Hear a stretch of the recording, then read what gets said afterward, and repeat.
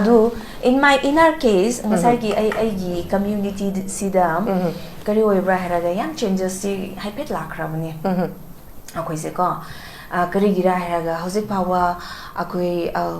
nupi gi platform se koi di piba su haurabani hojik noina anta hairadi the whole anal people includes haibadi adu da loina nupi su nupa su angang su an su loina yaukre ko aduga anal Sinnu Ruwl hairadi there will be only women nupi khakta asi se hek popadagi anal Sinnu Ruwl akoina lobuse hek popadagi koina Sidri Pau Haidi Haibuni Adubo 65 years of the constitution lay nupi 65 years Pau Sida Labus a membership fee low so see membership fee se karira heraga horana kogi we are the umbrella of a Naga Women Union Manipur akogi matakti akogi just a part of I represent I'm just representing my community which is Anal community Adubo I am the umbrella of Naga Women Union Manipur I gi horan matakta I gi decision apex ama amuka lagini haba aduna nupi side tagi ko so aduda koi gi membership fee se challe haba ngasai gi hek pokpa angang dagi ngasai gi 65 years of age power adudi it would differ from community to community oigini ko manaroi and then there are lots of communities here in Manipur ne zik hairadi noi kok sung hau pasu yai yam mani na ko even Chandel power the 11 12 ne imagine the other district so yam lai haba so adumai oidina koi se hojikti changes se am lakhrabane platform su piba hore so neina anta kauba kanda anta da address tauba kanda akoi nupi busu matam piye ko the good part is akoi matam piye and then ngasai aina property gi hydra asi gi matang sisu I think mostly koi tribal gi kano se dum haipeti khra di manabane culture gi practices traditions se ko adu loina mane habdim ko yadaba ngasai kitang mai differences ti lakani haba adu asi gi matang da su ahong bakra di lakre adu bu ngasai gi full fledged oitaba and then asi gi paibasi namuka alka sagi customary privacy na muka tunga noiba khoi gise ko lodi khoi deny kar su tawba ngamde we cannot this one also adu karira hiraga akoi ngasagi customary lo ngasagi macha masu gi family matters ki dudi lo da chat payada basu leidana ko so those things we deal with the number tribal mostly tribal loina managani khalle aduga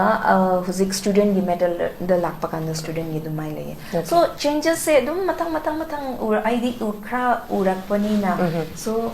I'm like feeling very proud kari hagini ko atopa gidi khangde du ngasai gi ai gi entire family to the changes laibani na aduna okay there is still a hope of free haiba tare ko so ngasai gi madam na haiba gum na ngasai gi adugi changes su maybe very soon laktabas yai adubu hauzik koi gi generation koi gi era sidi yam sensitive su oiba aduga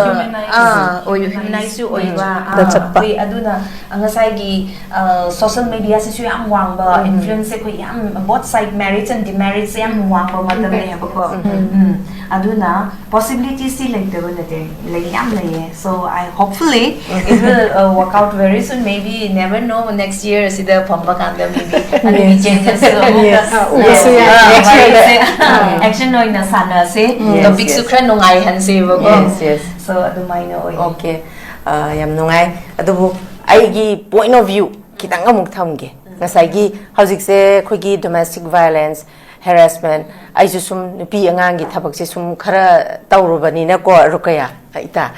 nupi sing ji automatic phone call se akta yum da lakpa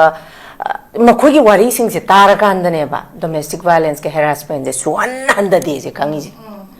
si handa da bagi maram je moi gi wari je sum tarakan da ko tara ga makhoi gi wari je tara kan da mi matai manaw ma hekta khoina angang nubi poga le minaba ma haidi khana bai ichi ni naw ju khanai ima ipa su khanai husband and wife su khana da family di yaw roi ba chi di part of life ne ba adu makpu nupa mana nupi am gi mathakta violence to ba harassment to ba ha ba se lep te ha ba se ai ina ta la even nupi myam sina sakhi ne ba alga masi akoina ngak thoke hai tar ga di ai ihai yam haiba ma mathau tai ai paisa thokpa mathau tai ba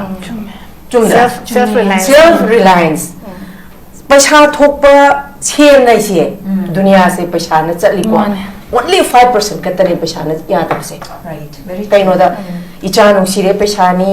imai pa no sire paisa ni adigi me ne respect to honge paisa ni paisa si yam na maru we ba aduna isa isa sin pi sing si da in hai ba se nai phajana tamu chahi sudana chahi 3 tuk ta mayum pansalani adigi di magi nupi di angang poksan gragani ngasagi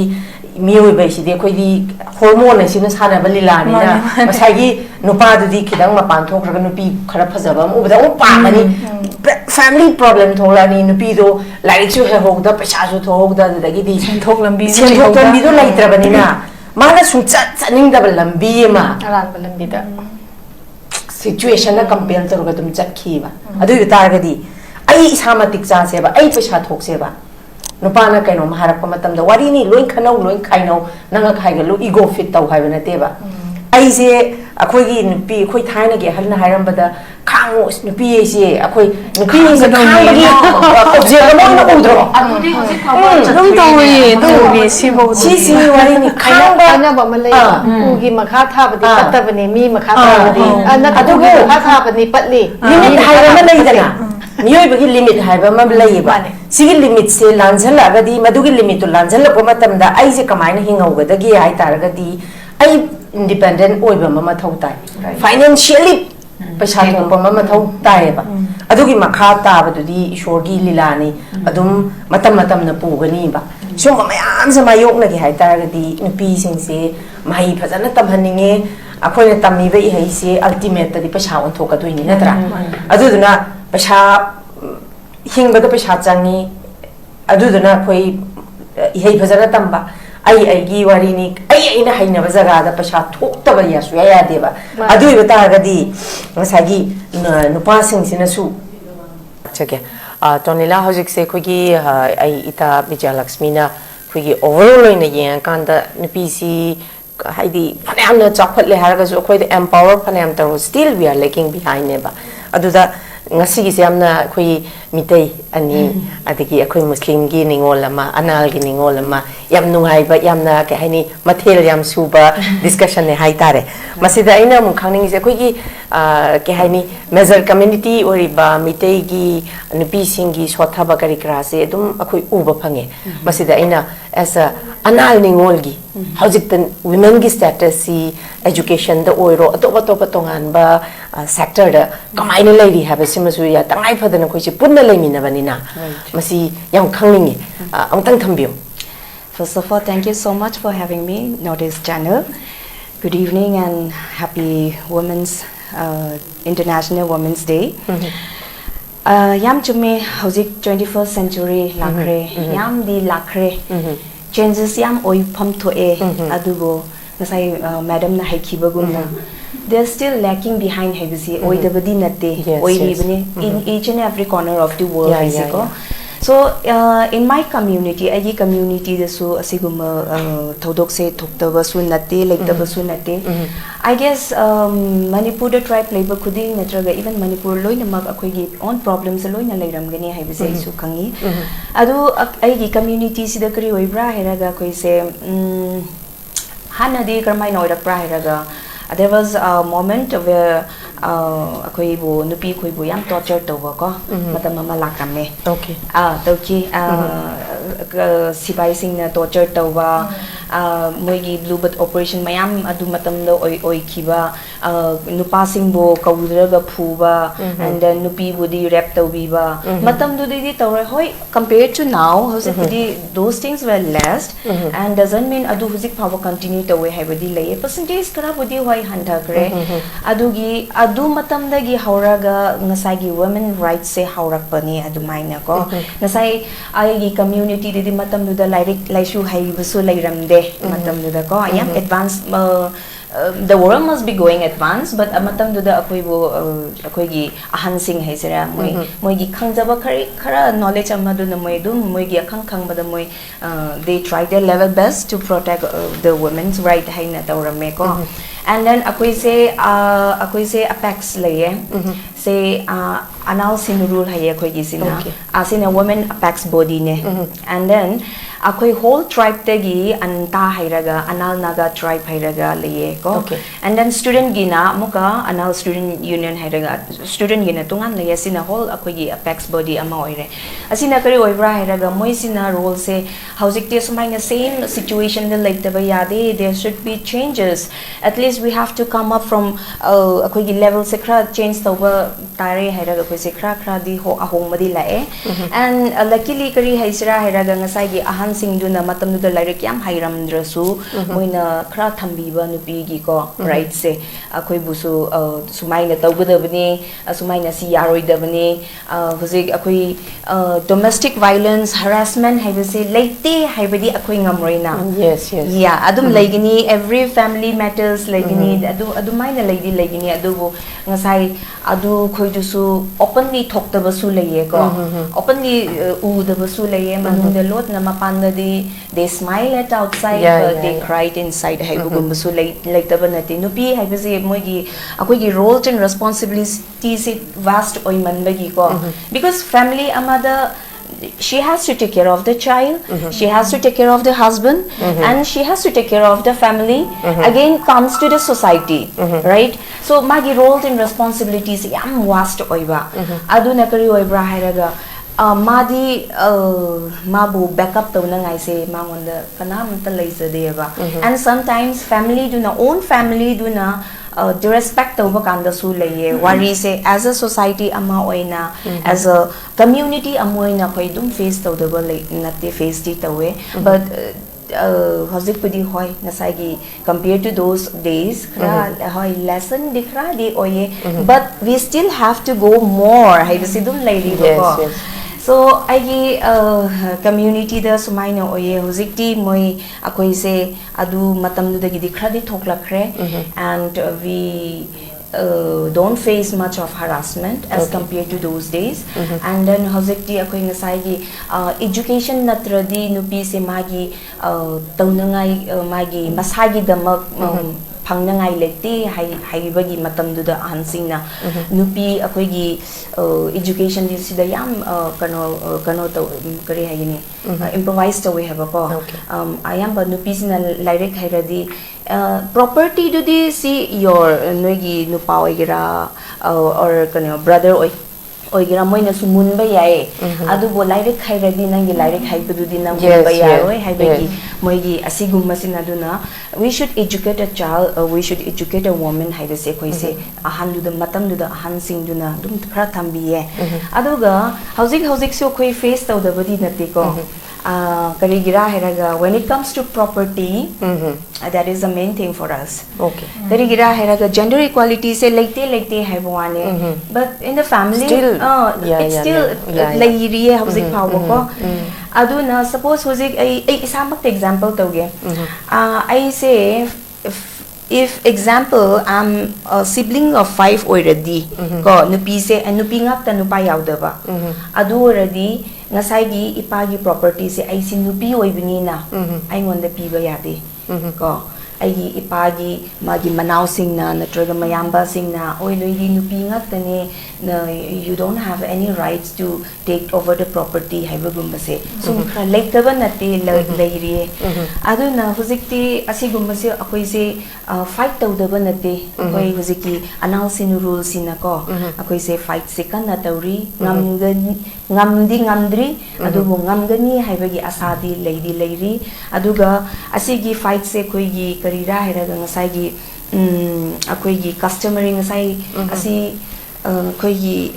different community oibani na different culture different practices leibagi matungina noidagi su kitang slight differences leiwe yai adubu akoi gi sina hujik secretary hairaga chief koi na paye heba any problem already koi customary da dum loishille heba ko so asi gumma matang si da ngasai gi customary da haidi law da chatpa ya law da di no it's not a law da chattaba nataba norms ta adu bu first act ko akoi gi customer ngasai khunama ngasai gi you know any issues boundary gi issue lakira na to village to village oigira na to family to family oigira simatang da di akoi ngasai gi customer du na hikta anamba loishinle haba aduga law bu di akoi loina kano kari chat we practice do follow the way we do practice the law adu ngasai gi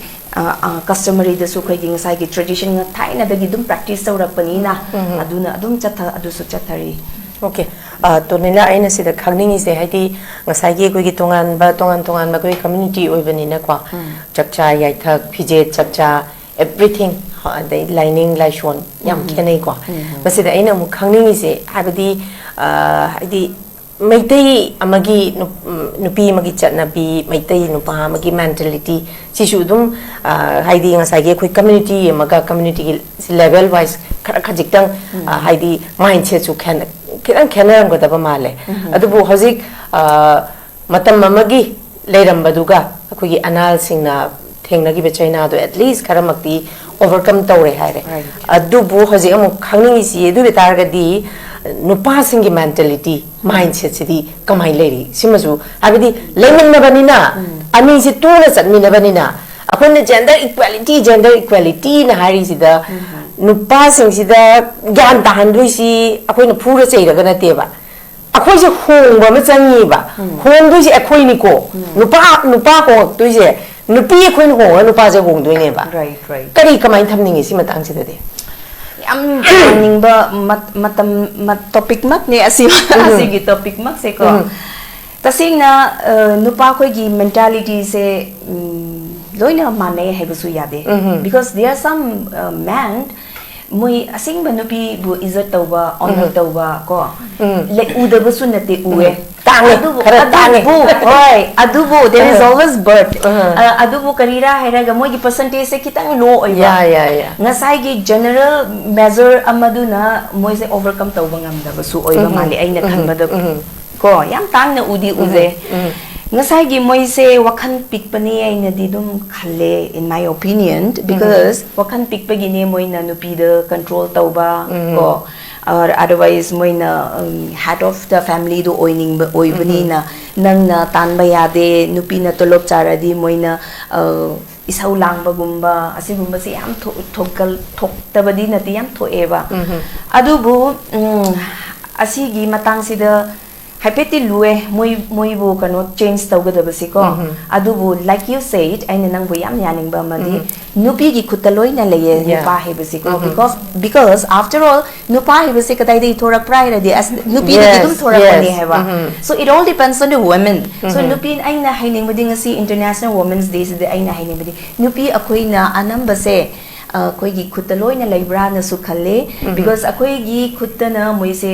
how we wanted to shape them how we wanted to nurture them it all depends on them ngasai mama amadu na macha nupa do phajana tambi takpi dradi karamai na mama bu usitlakira adubu mana phajana nurture tawramradi phajana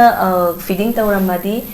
that person will respect a woman very true. Because if he started respecting his own mother then he will started respecting other mother as well that's what I feel aduna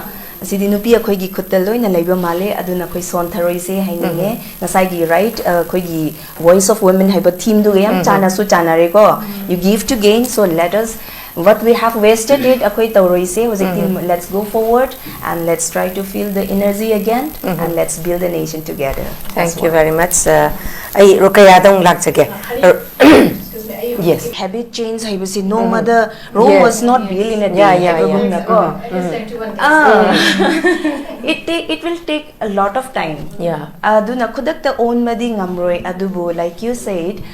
nasai gi nupi gi role se yam vast oibani na ko lan thopasi si nupi gi da yam thokhan le haibusu leye peacemaker su nupi da khutta leye haibusu haibani na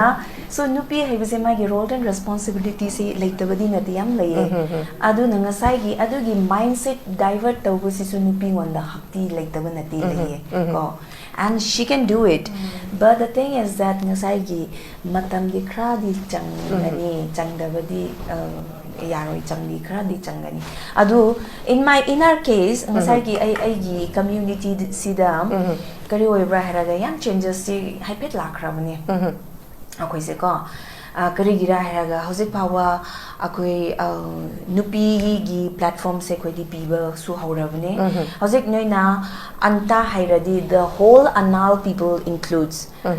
haibadi adu da loina nupi su nupa su angang su an su loina yaukre ko aduga anal Sinnu Ruwl hairadi there will be only women nupi khakta asi se hek popadagi anal Sinnu Ruwl akoina lobuse hek popadagi koina Sidri Pau Haidi Haibuni Dubo 65 years of the constitution lay in 65 years Pau was the labels a membership fee low so see membership fee Karira Heraga Horanakogi we are the umbrella of a Naga Women Union Manipur Akogi Matakti Akogi just a part of I represent I'm just representing my community which is Anal community Adubo I am the umbrella of Naga Women Union Manipur I gi Horan Matakta I decision apex ama amuka lagini haba aduna nupi side tagi ko so aduda koi gi membership fee se challe haba ngasai gi hek pokpa angang dagi ngasai gi 65 years of age power adudi it would differ from community to community oigini ko manaroi and then there are lots of communities here in Manipur ne zik hairadi noi kok sung hau pasu yai yam mani na ko even Chandel power the 11 12 ne imagine the other district so yam lai haba so adumai oidina koi se hojikti changes se am lakhrawne platform su piba hore so neina anta kauba kanda anta da address tauba kanda akoi nupi busu matam piye ko the good part is akoi matam piye and then ngasai aina property gi hydra asi gi matang sisu I think mostly koi tribal gi kano se dum haipeti khra di manabane culture gi practices traditions se ko adu loina mane have dim ko yadaba ngasai kitang mai differences ti lakani heba adu asi gi matang da su ahong ba khra di lakhre adu bu ngasai gi full fledged oitaba and then asi gi paibasi namuka alka sagi customary privacy na muka tunga noi ba khoi gise ko lodi khoi deny kar su tawba ngamde we cannot this one also adu karira hiraga akoi ngasagi customary lo ngasagi macha masu gi family matters ki dudi lo da chat pa yada basu leidana ko so those things we deal with do the number tribal mostly tribal loina managani khalle aduga huzik student gi medal the lakpa kan student gi dumai le so changes se dum matang ur id ukra urakpani na so I'm like feeling very proud kari hagini ko atopa gidi khangde du ngasai gi ai gi entire family do the changes laibani na aduna okay there is still a hope of free haiba tare ko so ngasai gi madam na haiba gum na ngasai gi adugi changes su maybe very soon laktabas yai adubu hauzik koi gi generation koi gi era sidi yam sensitive su oiba aduga humanize su oiba aduna ngasai gi social media se su yam wangba influence ko yam both side marriage and demarriage se yam wangba matam le haba ko aduna possibility still like the one day so I hopefully it will work out very soon maybe never know next year see the pamba kanda maybe changes action no ina sana se topic su khra nungai han se ba ko so adumai no okay yam nungai adubu ai gi point of view kitang amuk thamge ngasai gi hojik se khoi gi domestic violence harassment I just nupi angang gi thabak se sum khara tawrubani na ko rukaya ita nupi sing ji adok phone call se akta yum da lakpa makhoi gi wari sing se tarakan da ne ba domestic violence ke harassment je suan handa de je kangi ji si handa da bagi maram je moi gi wari je sum tarakan da ko tara ga makhoi gi wari je tara kan da mi matai manaw ma hekta khoina angang nubi po ga lemina ba ma haidi khana ba ji ichi ne naw ju khanai ima ipa su khanai husband and wife su khana da ba family di yaw roi ba chi di part of life ne ba adu mapu nupa mana nupi em gi mathakta violence to ba harassment to ba ha ba se lep te ha ba se ai ina ta la ibn nupi myam sina sakhi ne ba adu da masi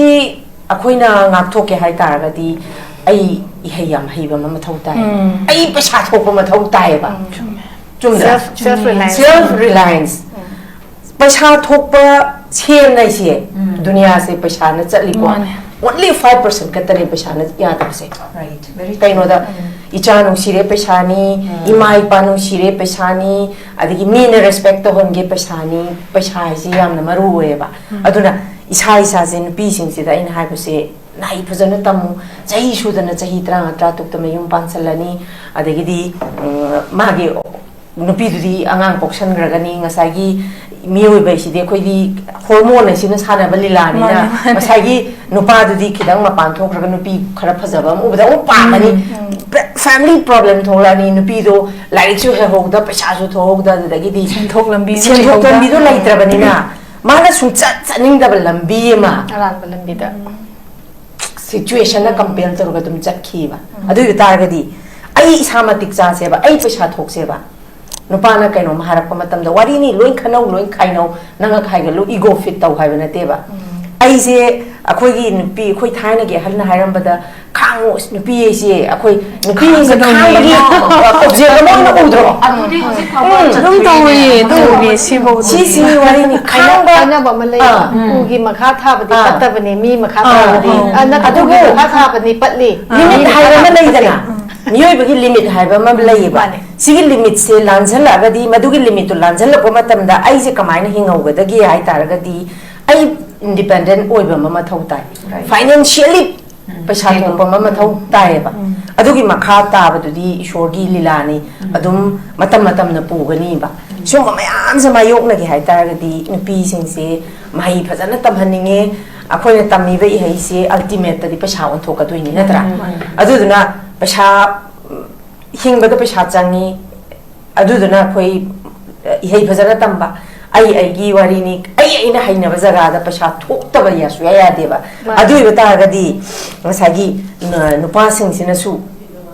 khara khazikti masi minimize ta kani haina khalle ba adu da na tana akhoi gi ira si da ba akhoi na imau ot pa kai du di thajadre wari ni understanding loin leina ga male adu di sum yeng se ba manem bok amana mai mamong na tawba di da sawe ba masani ngona la ga taw di harau re manes ai ya se phakre da hai som da di mai masano pa na tawba di ha ai isa no pa se masi mau se la ba da gi loi mak lai gre kon finan le sa thon sigi ko se lai re ha ba adu na semdo pa ha bi yum da gi ai na icha yo pa mata da khoina sai oja bija lakshmi ne jo thambi ba do chak thong phau chu do boi ro sen tan ba do boi ro lokhak pheng ba do boi ro phi shu ba do ro cha ma la equally se icha da su nu pa pi khak ta na taw ga di hayeng akhoina tak pi gri ba do na hayeng magi mayum palak pa matam da ma family kai roi ba do na mai nu pi do la ne nga sai gi point namasu nupa ga nupi ga na haidi domestic ki oiraga di nupi da na sum namsan base sigi differentiation je adugi mahuta akoi gi kano nupi sing sina oisanu adagi ai gi partner oiriba nupa sina oisanu ko survival skill lamani na khalan khraga di adu akoi gi baba je lai bam phai bu ko adi college ga za ja aduga ne nupa sa nupi su chap mana na survival skill ne khan ga dawni noi ji kai guma island na da mane tawa lai re khalo ba nupi na sang thoma ngai lai gadra isa nupa si da akoi gi yamba da inau pa da hai ba ko akoi ba na ya na hujik ne mane hujik ne yam na maroi chale ba ne akoi sum yeng se ba nupa na magi nupi lai gi da ba matam da yum se kana na pan bi ho tu no nupi ma thijin se haidro kai no da ma nga sai gi imung do ma pan ba hai tre pu ba ngam dre ba ha ade akoi gi nupi di nupa yaw da su sen gi awa ba da gi society gi minok ma sha di yam phangi ko nupi mana adui ta ga su imung ma di ma lep pa ngam pu ba ngam me ba sa pa ni ensang yon ba ni khangde ade chini da che kon ba ni khangde kai no ma jugali chat pa ni khangde adi mangam na ba khona na kani ba pi gi de cha do shum ba yung na ba na ba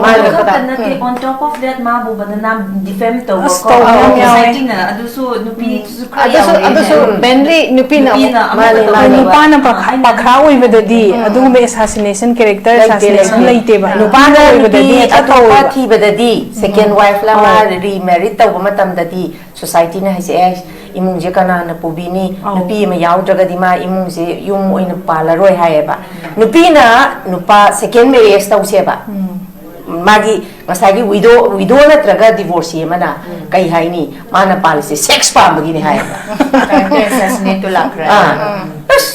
man policy adu da oina uiba sex ta oina sigi pot sini body gi kaino ubi beto sini da sigi sigong mayam se khoi ngasi khoi si yong na mapan thokna sigong ba wari myam pu thoga ngang ba ngam issue di sisu ahong mana te ha di yaroi ko yang wa adu bu akhoi je mama ni mache ni kana magi loina bi ni